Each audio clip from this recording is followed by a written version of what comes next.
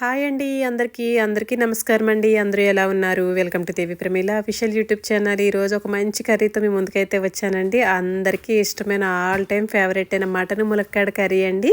ఈరోజు చాలా టేస్టీగా, ఈజీగా, ఎక్కువ మసాలాలు లేకుండా చక్కగా వండేసుకుందాం సింపుల్గా.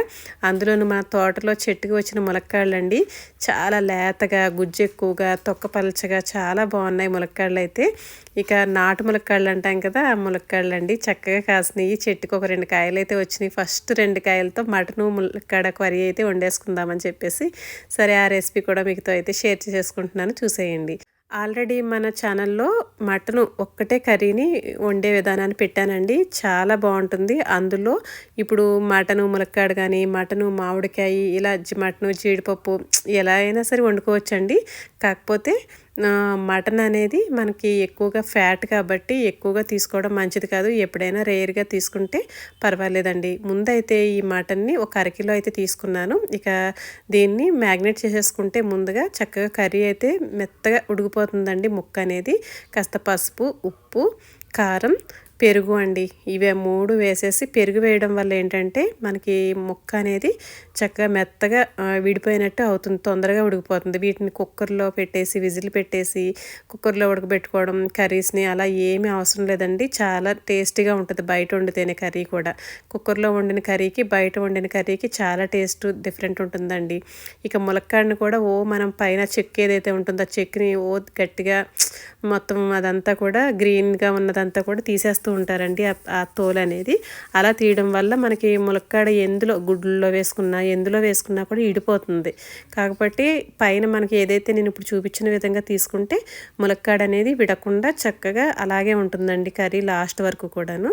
ఇక 2 పెద్ద సైజు ఉల్లిపాయలు అయితే తీసుకున్నాను, 1 టమాటా, కొంచెం కొత్తిమీర, పచ్చిమిర్చి ఇంత మట్టుకైతే తీసుకున్నానండి.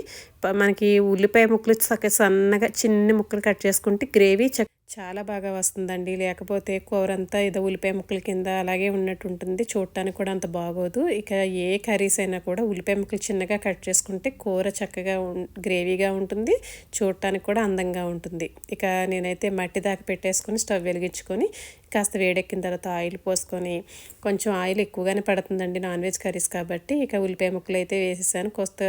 ముందే కరివేపాకు వేసానండి, మంచి ఫ్లేవర్ వస్తుందని చెప్పేసి. తర్వాత ఉల్లిపాయ ముక్కలు అయితే వేగించుకొని ఇక టమాటా, తర్వాత కొంచెం అల్లం వెల్లిపాయ పేస్ట్ వేసేసుకొని అవి కూడా కొంచెం మగ్గిన తర్వాత ఆల్రెడీ నేనైతే మ్యాగ్నేట్ చేసి పెట్టుకున్న ఈ మటన్ ఏదైతే ఉన్నదో అందులో వేసేసుకుంటున్నాను. ఈ మటన్లో కాస్త పెరుగు కూడా వేసాం కాబట్టి కుండ వేడికి కూడా ముక్క తొందరగా మెత్తగా ఉడికిపోతుందండి, చాలా బాగుంటుంది. కుండలో వండిన దానికి విడిగా మనం గిన్నెలో వండిన దానికి చాలా తేడా ఉంటుందండి కర్రీ. ఇక ఇదిగోండి చక్కగా ఒక 15 నిమిషాల పాటు సిమ్లో పెట్టేసి ఉంచేసాను. చక్కగా వాటర్తో సహా చక్కగా మగ్గిపోయింది కదా కర్రీ. ఇక ఇప్పుడు ఇందులో ములక్కాడలు కూడా వేసేసుకొని కాస్తంత ఒకసారి కలిపిన తర్వాత ఒక 5 నిమిషాల పాటు మళ్ళీ మూత పెట్టామంటే 2 మగ్గిపోతాయండి. ఆ ఫ్లేవర్ కూడా చక్కగా పట్టేస్తుంది ముక్కకి, ములక్కాడ ఫ్లేవర్. ముందుగానే పసుపు, ఉప్పు వేసి కూర అయితే మగ్గబెట్టుకున్నాం కదండి. ఇక ఇప్పుడు కూరకు సరిపడా కారం వేసేసుకొని పచ్చిమిరపకాయ ముక్కలు కూడా వేసేసుకొని ఒకసారి బాగా కలుపుకొని 2 నిమిషాల పాటు మూత పెట్టి ఉంచేద్దామండి. అప్పుడు చక్కగా ఉప్పు కారాలన్నీ కూడా చక్కగా ముక్కకు పట్టేస్తాయి. ఈలోగా దంపుడు బియ్యం అండి, చాలా మంచిది అంటున్నారు కదా. దంపుడు బియ్యం అంటే అవేనండి, మనకి బ్రౌన్ రైస్ అంటాం కదా. నైట్ అయితే నానబెట్టేశాను, చక్కగా అలాగా ఎసరు పోసేసి చక్కగా కొంచెం వాటర్ ఉందనగా అలా మూత పెట్టేస్తే మగ్గిపోతుంది. మనం కుక్కర్లో పెట్టినా కూడా అంత బాగోదండి, ఇలా విడిగా వండితే మాత్రం చాలా బాగుంటుంది అన్నం. అందులోనూ వైట్ రైస్ కొంచెం అవాయిడ్ చేసి ఈ రైస్ని అలవాటు చేసుకుంటే ఇప్పటి నుంచి మనకి కొంచెం ఈ షుగర్లు ఇవన్నీ కొంచెం భయపెడుతున్నాయి కదండి ఇప్పుడు అందరికీ కూడా అవే. కాబట్టి మనకి కొంచెం తప్పించుకున్న వాళ్ళం అవుతాం వాటి నుంచి.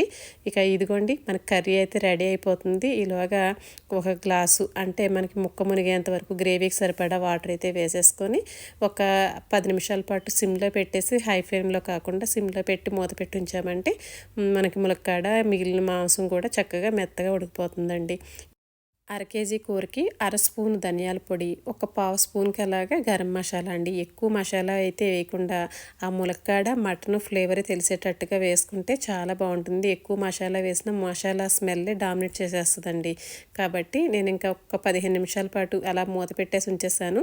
దగ్గరగా అయిపోయింది. ఇక పైన అయితే కొత్తిమీర వేసేసి 1 నిమిషం పాటు ఉంచి స్టవ్ ఆఫ్ చేసేస్తానండి. పూర్తిగా చల్లారిన తర్వాత ఈ కర్రీని కుండ వేడి కూడా తగ్గిపోతుంది కదా, అప్పుడు మనకి ఆ కర్రీ అనేది తింటే ఉంటుందండి, చాలా టేస్టీగా ఉంటుంది. బ్రౌన్ రైస్ అయినా కొర్రలు అన్నమన్నా ఏదైనా సరే అండి ఇలాంటి మటన్ కర్రీస్తో తింటే ఎవరిమైనా అంత గుప్పుడు అన్నం తినేస్తామండి. వైట్ రైస్ అయితే 2 గుప్పులు తినేస్తూ ఉంటాము, మంచిది కాదు అది.